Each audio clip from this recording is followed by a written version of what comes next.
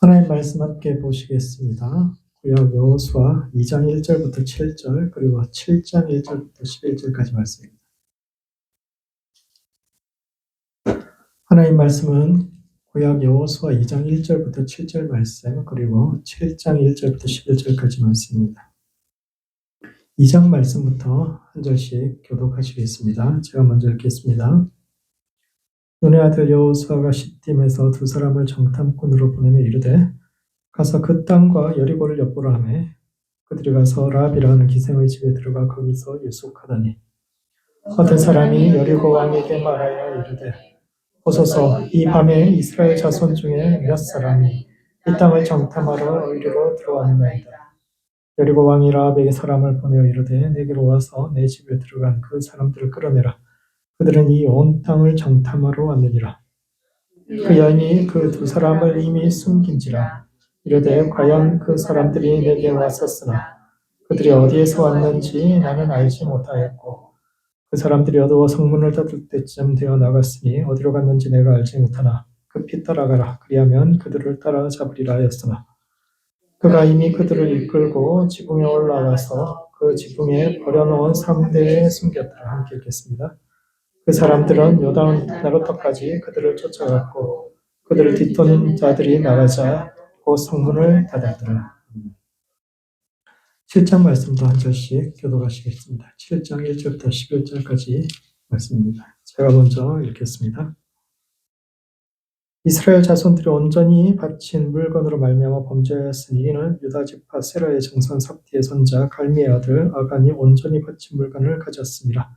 여호와께서 이스라엘 자손들에게 진노하시니라. 여호수아가 여리고에서 사람을 베델 동쪽 베다웬 곁에 있는 아이로 보내며 그들에게 말하여 이르되 올라가서 그 땅을 정탐하라 하매 그 사람들이 올라가서 아이를 정탐하고 여호수아에게로 돌아와 그에게 이르되 백성을 다 올라가게 하지 말고 2-3천 명만 올라가서 아이를 치게 하소서. 그들은 소수이니 모든 백성을 그리로 보내어 수고롭게 하지 마소서 하므로 백성 중 3천 명쯤 그리로 올라갔다가 아이 사람 앞에서 도망하니 아이 사람이 그들을 36명쯤 쳐 죽이고 성문 앞에서부터 스바림까지 쫓아가 내려가는 비탈에서 쳤으므로 백성의 마음이 녹아 물같이 된지라. 여호수아가 옷을 찢고 이스라엘 장로들과 함께 여호와의 궤 앞에 땅에 엎드러 머리에 티끌을 뒤집어 쓰고 저물도록 있다가 이르되 슬프도소이다. 주 여호와여 어찌하여 이 백성을 인도하여 요단을 건너게 하시고 우리를 아모리 사람의 손에 넘겨 멸망시키려 하셨나이까. 우리가 요단 저쪽을 만족하게 여겨 거주하였더라면 좋을 뻔하였나이다. 주여 이스라엘이 그의 원수들 앞에서 돌아섰으니 내가 무슨 말을 하오리까. 가나안 사람과 이 땅의 모든 사람들이 듣고 우리를 둘러싸고 우리 이름을 세상에서 끊으리니 주의 크신 이름을 위하여 어떻게 하시려 하나이까 하니 여호와께서 여호수아에게 이르시되 일어나라 어찌하여 이렇게 엎드렸느냐. 함께 읽겠습니다. 이스라엘이 범죄하여 내가 그들에게 명령한 나의 언약을 어겼으며 또한 그들이 온전히 바친 물건을 가져가고 도둑질하며 속이고 그것을 그들의 물건들 가운데에 두었느니라. 아멘. 여호수아서는 하나님의 백성이 약속의 땅을 차지하는 과정을 기록한 책인데 그들이 약속의 땅에 치른 첫 번째 전투와 두 번째 전투가 오늘을 살아가는 우리의 삶과 신앙이 던지는 의미가 무엇인지에 대해 함께 생각해보는 시간을 갖도록 하겠습니다.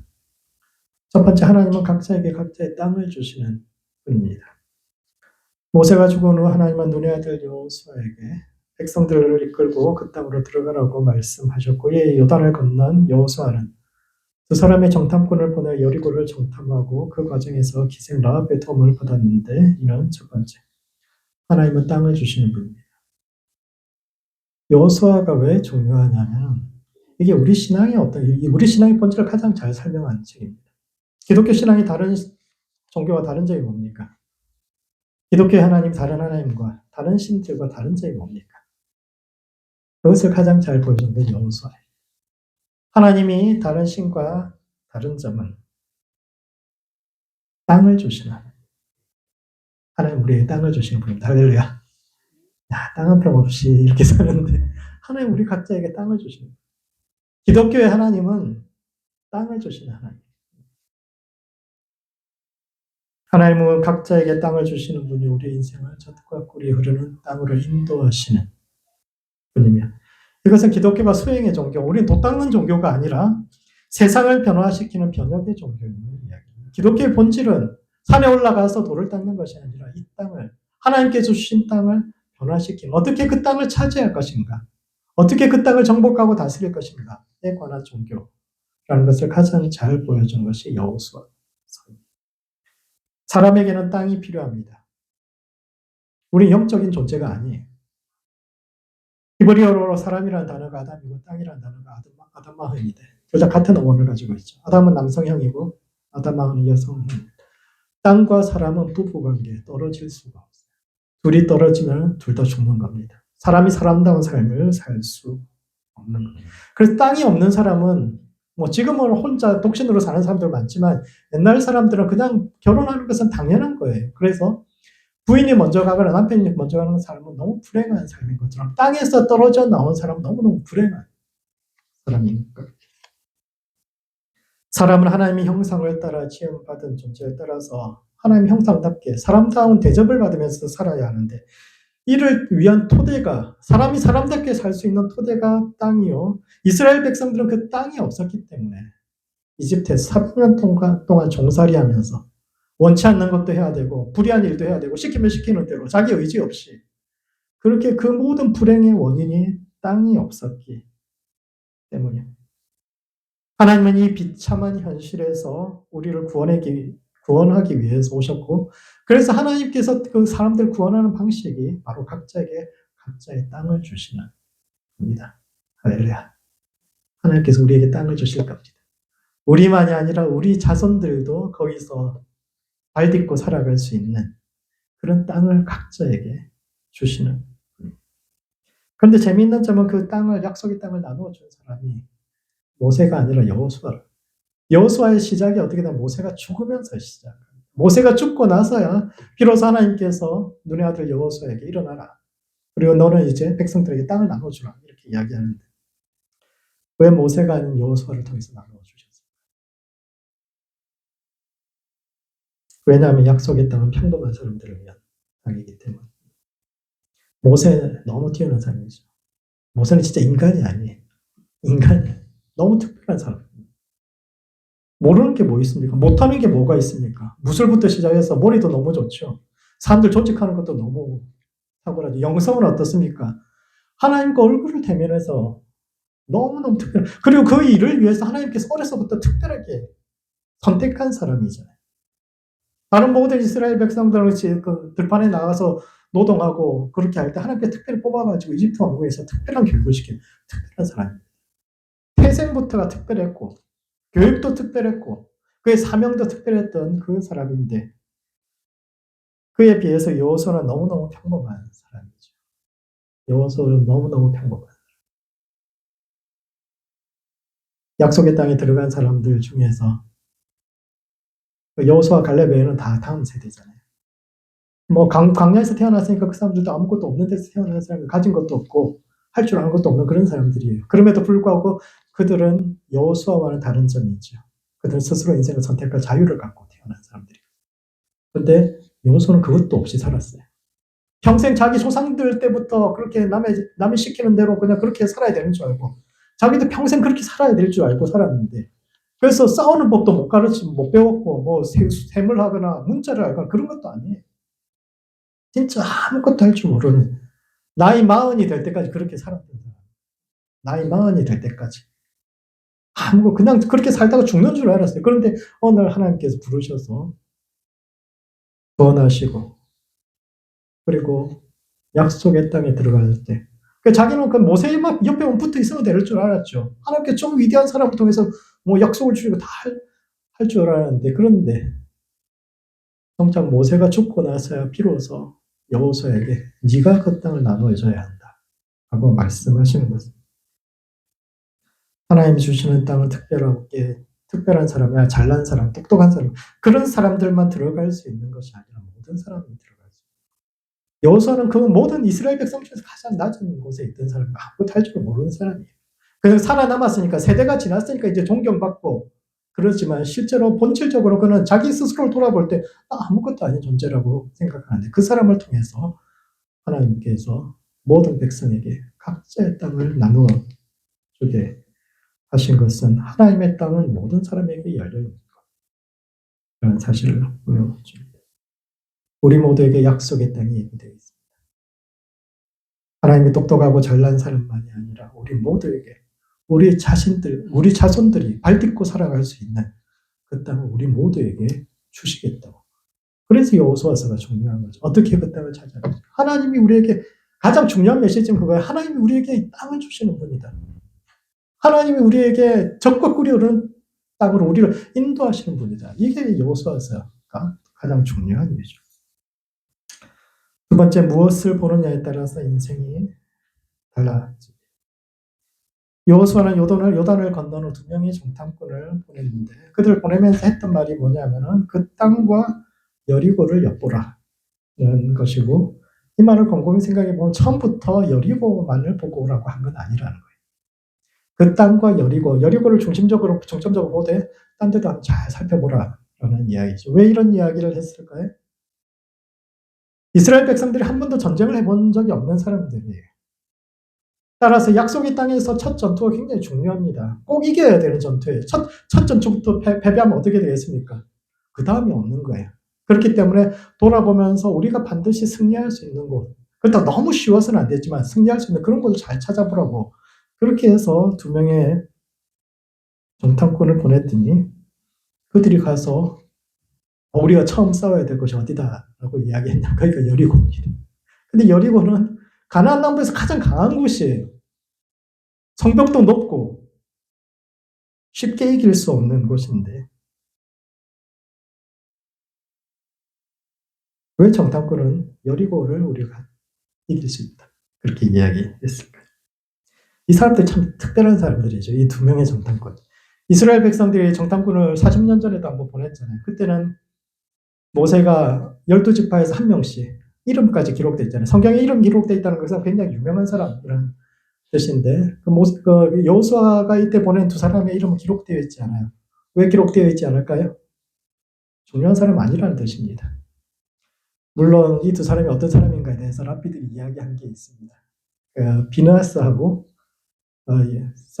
살몬인가 그렇죠. 유다 지파에 기생 라합하고 나중에 결혼한 사람, 그 사람 그 둘이서 갖다 두 정탐꾼이 거기서 보고 기생 라합 잘해줘서 고마워서 그 사람 중에 한 사람과 결혼했다 이런 썰이 전해져 내려오는데 그건 뭐 고대 랍비들이 자기들도 궁금했나 보죠. 근데 그 당시 기록은 아니고 여호수아서에서 그 사람들이 이름을 기록하지 않았다라는 것은 40년 전에 보냈던 그 12정탐꾼에 비해서 평범한 사람들이라는 뜻입니다. 40년 전에 그 유명한 장군들 다 모아가지고 그 땅을 정탐하러 보냈더니 그들이 돌아와서 하는 말이 우리 못 이깁니다. 우리는 우리가 보기에도 메뚜기 같고 저기 거인 있다고 절대 우리 못 이긴다고. 절대 저 땅을 차지할 수 없다 그렇게 이야기했는데 40년 후에 이름도 기록되지 않은 무명의 용사 2사람을 보냈는데 그 2사람이 돌아보고 나서 그 땅에서 가장 강한 땅을 찍으면서 하는 말이 우리 거기서 이길 수 있다. 하나님께서 그 땅을 우리에게 주셨다라고 이야기하는데 그들이 그렇게 이야기할 수 있었던 이유는 그 땅에서 하나님의 구원을 바라는 라합처럼 그 땅에서 하나님의 구원을 기다리고 있는 수많은 사람들을 보았기 때문. 그들이 하는 보고는 라합의 보고를 라합이 자기 자신들에게 했던 이야기를 그대로 옮겨 놓은 것이고, 그렇다면 왜 라합은 자기 민족을 버리고 이스라엘 백성들 편을 들기 시작했을까요?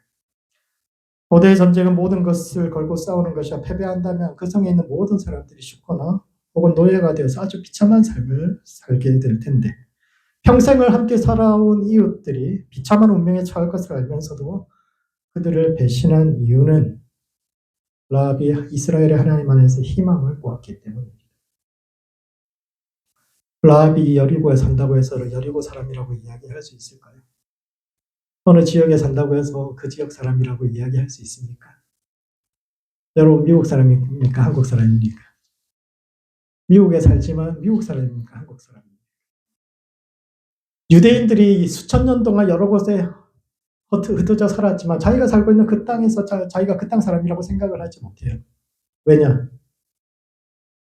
그들이 땅 사람, 폴란드 이런 데서 유럽에서 가장 많은 유대인들이 살았던 곳이 폴란드인데, 폴란드에서 1000년 넘게 살아오지만 여전히 자기를 폴란드 사람이라고 인식하지 못했어요.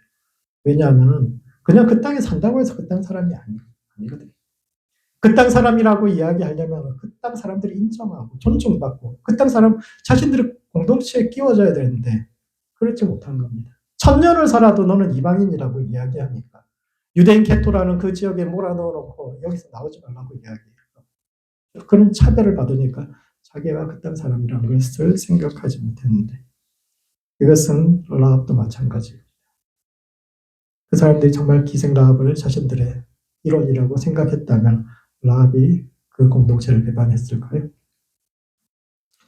그런 점에서 라합이 여리고를 버린 것이 아니라 여리고가 라합을 버린 것이고 라합과 같은 사람들이 그 성에 많이 있었기 때문에 그 성이 실패한 것. 이스라엘 백성이 된 라합은 살몬과 결혼했는데 살몬은 출애굽 당시 유다 지파의 대표였던 나손의 아들. 유다 지파의 최고 출애굽할 때 유다 지파의 최고 지도자를 누구로 알고 있습니까? 대부분 갈렙으로 알고 있습니다. 근데 사실은 출애굽할 때 최고 지도자는 나손이죠. 그리고 그 나손의 아들이 살몬입니다. 그러니까 유력한 지도자들이 여러 명 있었는데 그 중에 이제 갈렙이 특출나게 되고 유다 지파의 전체 지도자가 되지만 여전히 나손의 아들 살몬은 그 지파에서 유력한 최고 지도자 중에 한 사람인데 그 사람하고 결혼해요. 그리고 그 사람이 낳은 아들이 보아스고 보아스의 손자가 다윗이고 이스라엘의 중심 중에서도 중심으로 기생 출신이라는 누구나 다 알죠. 그럼에도 불구하고 이스라엘 백성 최고 지도자가 함께 결혼하고 그 자식들에서 왕이 나오는 이스라엘 백성들의 중심으로 들어오게 되는데 만약 그녀가 여리고 사람으로 계속 살았다면 그런 기회를 가질 수 있었을 거예요. 라합은 하나님 안에서 자기 삶의 구원을 기대했고 정탐꾼들은 이와 같은 라합의 시선, 즉 그 땅에 살지만 그 땅에 일원이 되지 못한 수많은 사람들의 눈물을 대표하는 인물이 그 라합이고 그 라합의 시선을 받아들였기 때문에 하나님 안에서 희망을 찾는 사람들이 이곳에 많이 있다는 그 사실을 알았기 때문에 그래서 하나님께서 우리에게 이곳을 주실 수 있다라고 이야기합니다.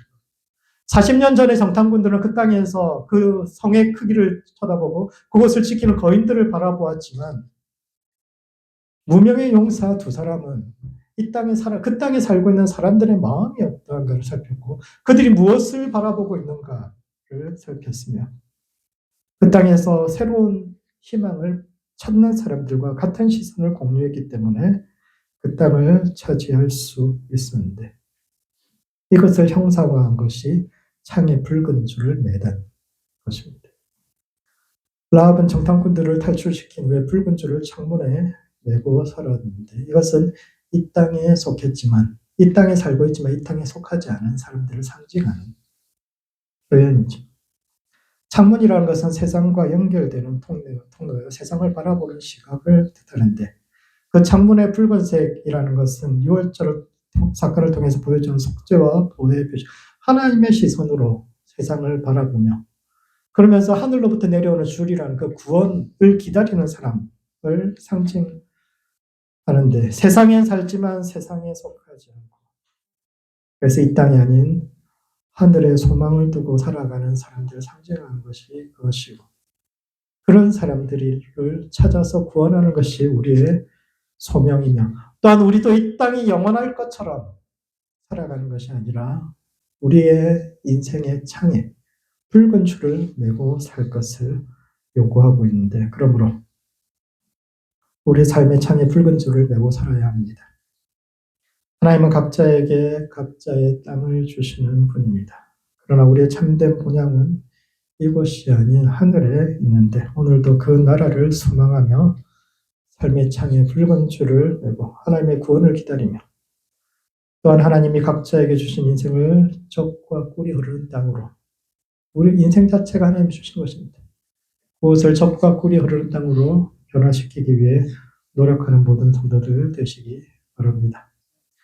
두 번째, 죄와 악의 땅으로 나아가야 합니다. 여리고에서 승리한 여호수아는 베델 동쪽 베다웬 곁에 있는 아이로 사람을 보내 그 땅을 정탐하게 했는데, 이것은 첫 번째, 하나님이 주시는 땅은 베델 동쪽에 있습니다. 히브리어로 베델이 하나님의 집이라는 뜻이거든요. 베이트가 집이고 엘이 하나님입니다. 그럼 벳아웬은 뭘까요? 베델 옆에 베다웬이 있습니다. 아웬은 악이라는 뜻이거든요. 악의 집이라는 뜻이야. 하나님의 집 옆에 악의 집, 그 옆에 아이, 돌무더기라는 뜻입니다. 그래서 히브리어로 이 말을 쭉 읽어보면 뭐냐면은, 하나님의 집 동쪽에 있는 죄의 집 옆에 있는 돌무더기를 차지하려다가 실패한 전쟁이요. 그래서 이 이야기는 처음부터 불길한 표현으로 굉장히 가득 차 있는 이야기입니다. 성경에서 동쪽은 죄 짓는 방향이죠. 성전문이 동쪽에 있기 때문에 동쪽으로 간다는 것은 하나님을 벗어나는 방향입니다. 그러니까 하나님 집에서 나가서 하나님 집을 벗어나니까 죄의 집으로 가죠. 그러니까 그 옆에서 돌무더기가 되어서 실패하고 패배한다. 처음 이야기부터 굉장히 불길한 표현으로부터 시작하는데, 그렇다면 여호수아가 아이를 선택한 것이 잘못일까요? 서쪽으로 가야 되는데, 그런 이야기 자주 하잖아요. 복음이 항상 서진해 왔다고. 서쪽으로. 그게 사실은 이런 이야기거든요. 그래서 성전문이 동쪽에 있으니까 서쪽으로 가면 하나님의 전이 있는 지성소가 있는 거죠. 그래서 복음은 늘 서쪽으로 삐 한 바퀴 돌아서 극동인 한국까지 왔다 쭉 이렇게 이야기하는데, 그럼 여호수아가 아이를 선택할 때 그 베델 동쪽으로 갔으니까 그러니까 서쪽에 있는 땅을 선택했어야 되는데 동쪽에 있는 땅을 잘못 선택해서 실패했다, 이런 이야기를 하고 있는 걸까요? 그렇지 않습니다. 왜냐하면 아이가 베델에서 보면 동쪽에 있는데 여리고에서 보면 서쪽에 있어요. 여리고보다 훨씬 저쪽에 있네요. 서쪽에 있는 땅이란 말입니다. 그러니까 멀쩡하게 거기보다 더 베델은 한 중부에 있거든요. 중부에. 그러니까 이쪽 그 요단강 옆쪽에서 이제 여리고 점령하고 다 가면 어차피 다 서쪽인데, 이 이야기를 설명하는 데 있어서 베델 중간에 있는 베델부터 설명을 하니까 동쪽에 있는 그런 이야기로 하게 되는데, 이것은 자신들이 실패한 이유가 하나님의 집에서 벗어났기 때문이다라는 어떤 우리가 왜 아이를 찾으는데 실패했는가, 그것은 하나님의 집에서 벗어났기 때문이다. 우리의 마음에 어떤 문제가 있었다, 이런 설명하기 위한 것이고 그 방향 자체가 문제가 되는 것입니다. 그런 점에서 이 이야기가 이야기하고 있는 것은 이스라엘 백성이 가야 할 방향은 여전히 동쪽이다라는 것을 이야기하고 있는, 우리가 차지하고 변화시켜야 할 땅은 하나님의 임재가 있는 평안의 땅이 아니라 베델이 아니라 오히려 베델에서 나가서 죄의 집인 악의 집인 베다웬 쪽을 향해서 나아가야 하며, 이것은 하나님의 백성이 정복해야 할 약속의 땅이 교회 안에 있지 않고 교회 밖 세상에 있지만, 그곳을 차지하기 위해서는 먼저 우리 마음을 다스려야 한다, 이런 이야기.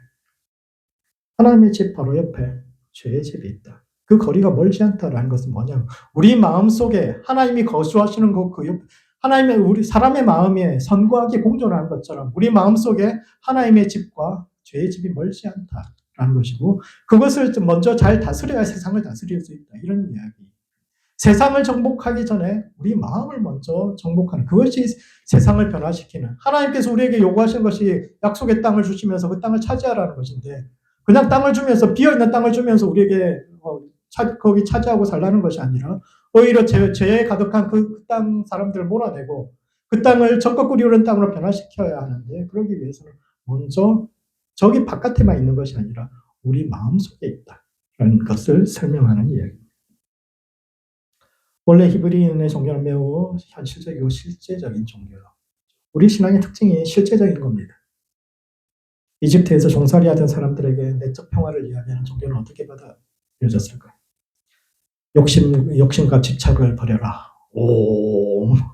옴진리, 이게 이제 그 천지가 창조될 때의 그 소리거든요. 그래서 이렇게 하면 우리가 태초의 그 모습, 태아의 모습으로 돌아가서 온 우주의 전기를 빨아들여가지고 그렇게 해서 모든 것이 질서를 살면서 우리 몸속에 탁기나 이런 게 많이 쌓이잖아요. 그런데 이렇게 계속 진언을 외우다 보면은 우리 몸이 우주와 공명하고 막 그런 의미가 있는 거거든요.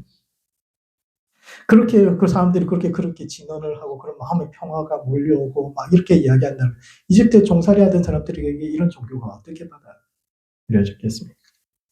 욕심과 집착을 버리고 마음의 평화를 얻어라. 고개만 떨리면 다 피안인데 뭐 그렇게 싸우고 사냐라는 가르침이 듣기에는 좋지만 하루바로 하루 먹고 살기도 힘든데 자식 먹일 것이 없어가지고 굶겨야 되는 그 시궁창 같은 현실을 살고 있는 사람들에게 내적 평화가 무슨 소용이 있고 공연불 같은 이야기, 좋은 이야기 그런 거 현실을 변화시키는 땅이 없는데 그래서 우리가 이렇게 비참한 삶을 살고 있는데 무슨 마음의 평화가 있냐. 그래서 기독교는 굉장히 현실적이고 실질적인 종교. 이스라엘의 하나님은 땅을 주시는 하나님이요.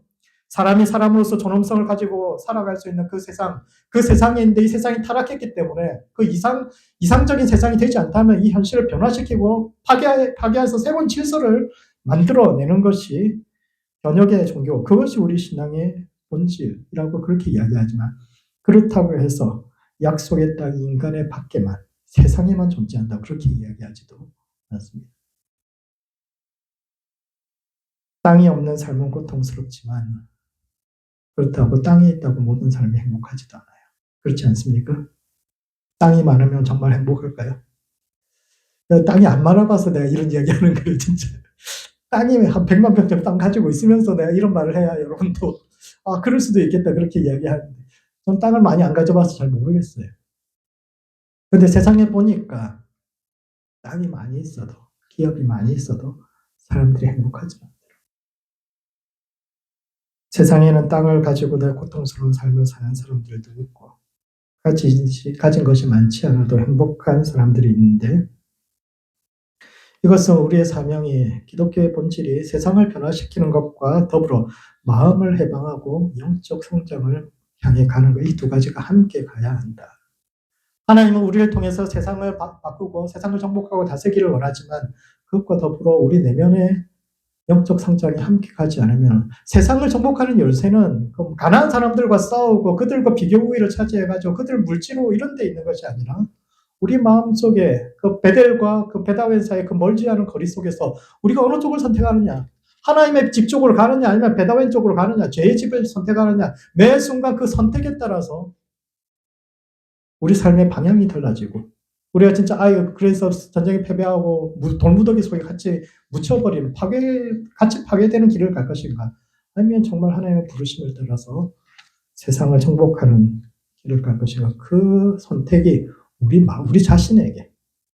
가나안 땅에서의 싸움은 세상과의 싸움이 아니라 어떻게 우리가 하나님의 백성다움을 계속적으로 유지해 갈 것인가, 우리 마음에 달려있다 라는 것을 이야기하는 것이 아이성 싸움의 본질입니다.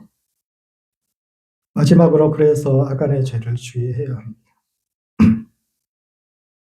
여호수아는 아이성에도 정탐꾼을 보냈는데 그들의 보고가 그 성은 작기 때문에 다 같이 갈 필요도 없고 한 2-3천 명만 보내면 된다 이렇게 이야기했는데 굉장히 그 성을 과소평가한 거죠. 당시 아이성에서 인구가 12,000 정도라고 이야기합니다. 12,000이면 남자가 6,000 정도 있었을 거고 노인과 아이들 빼고 나면은 전쟁에 나갈 수 있는 사람이 3,000에서 4,000 정도 될 겁니다. 뿐만 아니라 그 높은 곳에 있거든요. 그 아래에서 위로 올라가면서 싸워야 되는 것이라면 적어도 성을 의지하고 있으면 거기 있는 사람들은 훨씬 많은 숫자를 보내야 되죠. 그런데 3,000명이면 충분하다 해서 갔다가 연락에 패합니다. 36명이 죽고 그렇게 패배해서 오게 되는데, 그러나 그것보다 더 큰 문제는 그들이 여리고에서 하나님의 전리품을 훔쳤다. 이것이 이제 밝혀진 거죠. 왜 그들이 패배했는가? 하나님 말씀은 너희가 내 것을 훔쳤다 이렇게 이야기하거든요. 여리고 전투는 전문 용어로 하면 헤렘이라고 이야기하는데, 헤렘은 하나님께 드려졌다, 하나님께 속했다라는 그런 뜻인데 전리품이 모두 하나님의 것이 됩니다. 왜냐하면 하나님께서 다 싸우셨기 때문이죠. 여리고 전투에서 이스라엘 백성들이 한 일이 있습니까? 매일 한 바퀴씩 그 성을 돌고 7째 날 7바퀴 돌고 나서 소리 한번 지른 것밖에 없거든요. 그러고 나서 무너지고 난 성에 들어가서 그 전리품을 약탈한 것밖에 없습니다. 그 전쟁은 온전히 하나님께서 다 싸우신 거예요. 그래서 하나님께서 말씀하시죠. 전리품은 전부 다 내 것이다. 전부 다 내게 바쳐라 라고 이야기했는데 많은 사람들이 그 전리품의 일부를 자신의 것이라고 주장합니다. 흔히 사람들은 아간만 여리고에서 전리품을 훔쳤다라고 생각하지만 그렇지 않습니다. 아이성 전투에서 패배했을 때 하나님께서 하신 말씀은 그들이, 즉 다수의 사람이 하나님의 물건을 도둑질하고 속였다라는 것이요. 이것은 이스라엘은 한 공동체니까 아간 한 사람이 잘못한 것이 너희 모두가 잘못, 이런 뜻으로 말씀하신 것이 아니라 실제로 많은 사람들이 그 전투에서 많은 것을 훔친 겁니다. 다만 여호수아가 하나님께서 이 말씀을 하셨을 때 내일 아침까지 전부 다 돌려놓으라고 이야기한 거예요. 잘못한 거. 사람이 잘못하고 실수할 수 있죠. 실수할 수 있는데 내일 아침에 내가 너희를 재입을 테니까 돌려놓으라고 했다. 그러니까 그때 사람들이 다 돌려놓은 거예요. 돌려놓았는데 돌려놓지 않은 사람이 있었던 거죠. 그게 아간입니다. 그래서 아간은 물건을 훔쳤기 때문이기도 하지만 사실은 하나님께서 회개할 기회를 주셨는데 회개하지 않았기 때문에 결국 죽은 거죠. 끝까지 회개하지 않고 물건을 계속 가지고 있었던 사람이 아간인데, 이와 같이 오늘날 이 시대의 교회도 성공을 우상화하고 있지 않은지 돌아봐야 합니다. 아간의 죄가 뭡니까? 하나님의 것을 훔친 겁니다. 하나님의 승리를 자기 것이라고 이야기한 것인데 오늘 우리도 그러지 않습니까? 성공한 사람들이 많이 그런 이야기합니다. 믿음에 있는 사람들도 많이 그런 이야기를 하죠. 내가 잘나서 성공했다, 이렇게 생각합니다. 오늘 내가 이 자리에 있는 것이 하나님의 은혜가 아니라 내가 잘나서 성공하고 승리하는 것이라고, 그래서 내가 얻은 모든 것이 내 것이라고 주장해서, 하나님, 성공한 사람은 성공하는 이유가 있어요. 그죠? 똑똑하고 잘나고 또 열심히 하고 성실하고 그래서 성공합니다. 그런데 그러면 다른 사람은 그 사람들보다 못나서 부족해서 실패했나? 대학 다닐 때 제가 경영학 정말 싫어했거든. 이런 거 남기면 저 경영학 별로 안 좋아해요. 왜냐하면 경영학 수업 들어갔더니 유명한 기업들 성공 요인을 조사해오라고 그래서 조사했어요. 그래서 이러해서 승리했다. 그 다음 주 숙제가 뭐냐면 그 기업들이 왜 또 실패했는지를 보고하라는 거예요. 그래서 막 조사를 했더니 성공 요인은 실패 요인은 다르지 않아요. 이걸 굉장히 잘해서 성공했는데 그 잘하는 것에 계속 매달리다 보면 그 세상이 변하는데도 계속 거기에 성공 요인이 결국 실패 요인으로 이어지는 거예요. 그래서 사람은 성공하는 사람이든 성공하는 기업이든 승리하는 이유가 있죠. 그러나 정말 그것이 진짜인가에 대해서. 이게 진짜 경영학의 학문으로서의 가치가 있나. 30년 이상 가는 기업이 없고 계속 이걸 해야 한다 이야기하면 다 안 맞는데. 근데 그것이 세상이 이야기하는 거죠. 이렇게 하면 성공한다 이야기하는 것들. 내가 이러해서 성공했다고 이야기하면, 내가 잘나서 내가 이렇게 성공했다 하는 수많은 사람들 돌아보면은 진짜 그 사람의 능력일 수도 있지만 사실은 하나님이 도와주신 부분이 많이 있는데 그 둘을 잘 구분할 수 없는데 사람들이 그걸 전부 다 자기 거라고 이야기합니다. 내가 잘나서 성공했기 때문에 이건 다 내 거다, 내 거다, 내 거다 하다가 결국 진멸되는데, 우리도 그와 같은 자리에 있지 않습니까? 우리의 인생이 하나님 앞에 있고 각자의 인생에는 각자가 지고 가야 할 짐이 있는데 마치 성공만이 복이고 세상에서 성공하지 못한 무슨 영적인 문제를 지니고 있는 것처럼 무엇이든 기도로 이겨내야 하고 우리 내면의 어떤 또는 그 욕망을 다스려야 할 것이 아니라 그것을 성취해내는 거죠. 욕망을 채워주는 것이 마치 기도를 잘하고 영성이 좋은 것처럼 이야기하는 그러한 태도가 곧 아간의 죄요. 이런 사고방식을 제거하지 못한다면 결코 약속의 땅을 차지할 수 없습니다.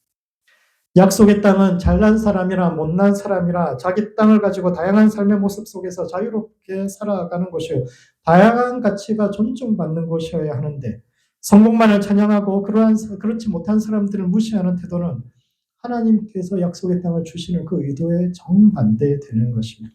그런 점에서 오늘날 교회가 만약 쇠퇴하고 있다면 그 이유 중에 하나는 우리 안에서 세상에서 성공한 것이 만약 하나님께서 도와주신 것이다, 그 사람이 영성이다 이렇게 이야기해서 하나님의 것을 우리가 도둑질하는 그런 자리에 서 있기 때문일 텐데, 그러므로 하나님의 승리를 하나님께 돌려드리는 성도들 되시기 바랍니다. 약속의 땅을 차지하기 위해서는 먼저 마음을 다스려야 하는데 하나님의 승리를 자신의 승리로 착각하여 나와 다른 사람들을 존중하지 못하는 아간의 죄에서 떠나 하나님의 것을 하나님께 돌려드릴 수 있는 모든 성도들 되시기 바랍니다. 말씀을 정리하겠습니다. 여호수아서는 기독교 신앙의 본질이 무엇인지를 가장 잘 설명한 책인데, 첫 번째, 하나님은 땅을 주시는 분.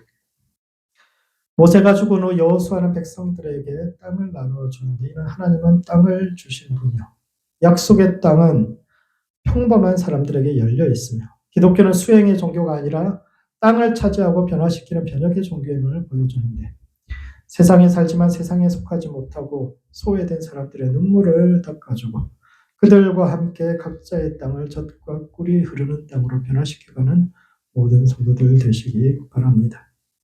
두 번째, 죄와 악의 땅으로 나아가야 합니다.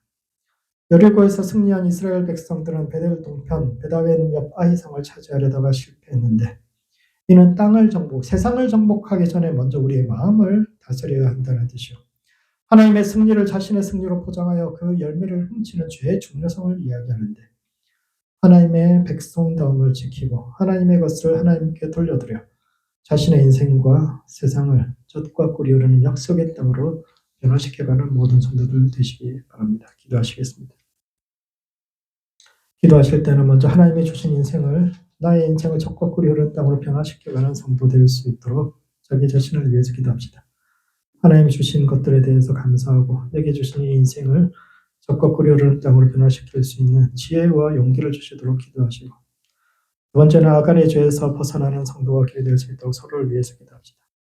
세상을 정복하기 전에 먼저 우리 마음을 다스리고 정복할 수 있도록 하나님의 것을 하나님께 돌려드리는 성도가 될 수 있도록 서로를 위해서 함께 기도하시겠습니다.